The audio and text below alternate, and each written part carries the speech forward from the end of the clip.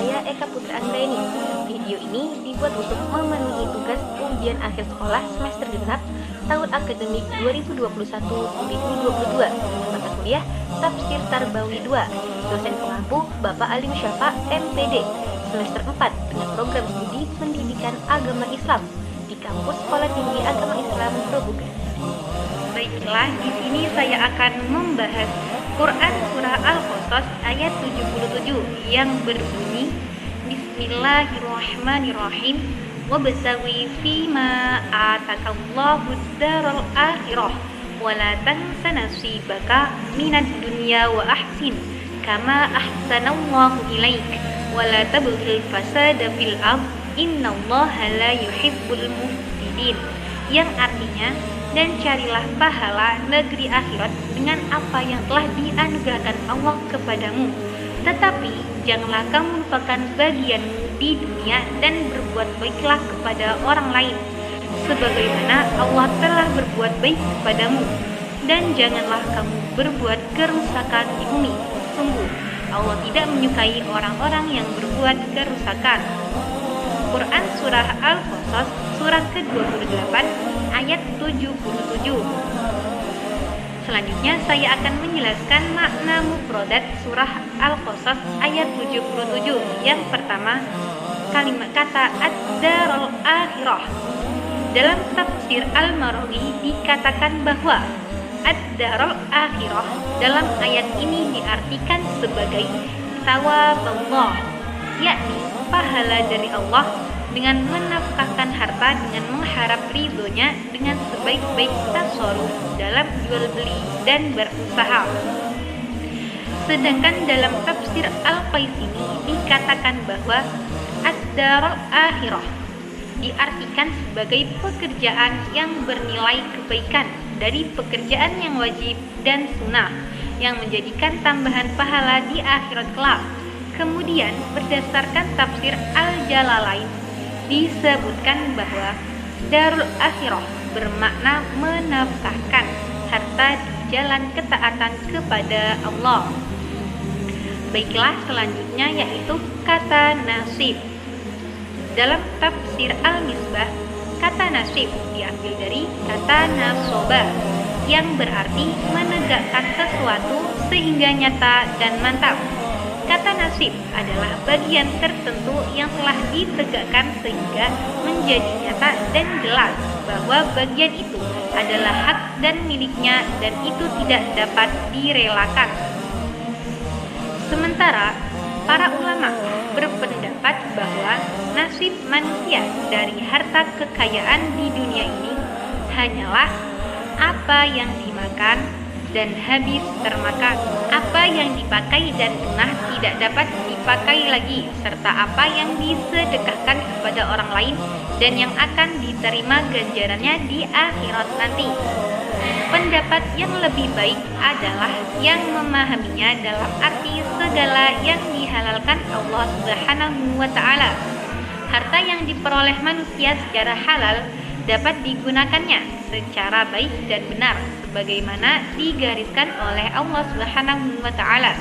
Dia hanya berkewajiban mengeluarkan bagian yang ditentukan dalam bentuk zakat yang wajib.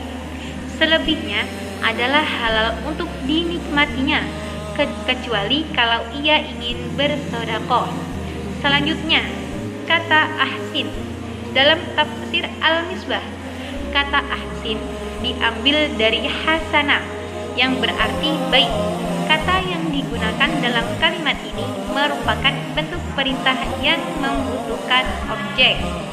Namun, objeknya dalam ayat ini tidak disebutkan, sehingga mencakup segala sesuatu yang dapat disentuh oleh kebaikan, bermula terhadap lingkungan, binatang, manusia, baik orang lain maupun diri kita sendiri. Kemudian, dapat pula berbuat baik terhadap harta, benda, dan lain sebagainya. Selanjutnya, dalam tafsir Al-Jalalain, kata ahsin tersebut diartikan sebagai perintah untuk berbuat baik dengan jalan bersedekah. Sedangkan dalam tafsir At-Tabari, kata ahsin diartikan sebagai perintah berbuat baik kepada orang lain di dunia yang menginfakkan harta yang telah diberikan Allah dengan berbagai macam cara. Selanjutnya, kata kama.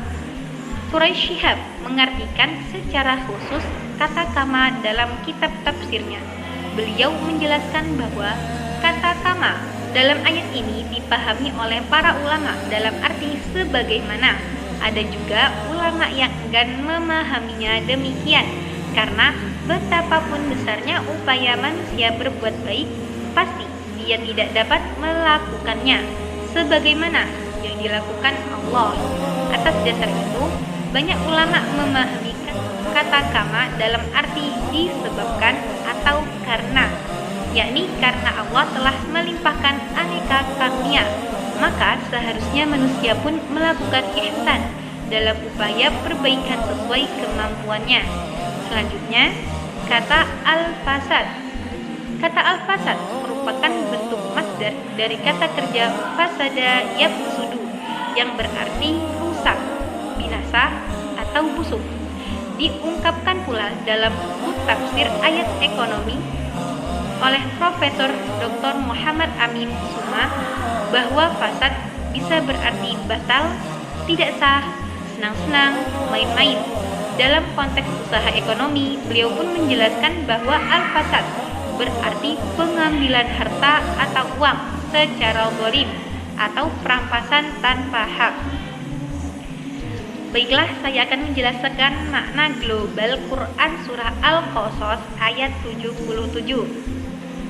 Setelah kita bersama telah mengetahui makna secara mufradat dari surah Al-Qasas ayat 77, selanjutnya saya akan memaparkan mengenai tafsir Quran Surah Al-Qasas ayat 77 ini secara ijmali atau global.